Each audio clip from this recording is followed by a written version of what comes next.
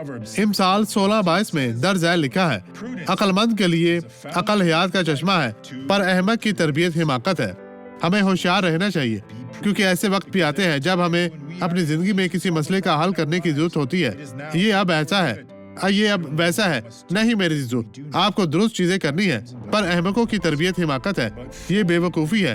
اس لیے ان کے پاس ہمیں بتانے کے لیے کچھ نہیں ہے، کیونکہ انہیں بے وقوفی کی ہدایت دی گئی تھی، اور وہ در حقیقت بے وقوف بننا پسند کرتے ہیں۔ ان سے دور رہیں، ان عقل مند لوگوں کے قریب آئیں جنہیں بائبل میں ہدایت دی گئی ہے، اور آپ دیکھیں گے کہ انہیں خدا کی طرف سے کیا ملا ہے۔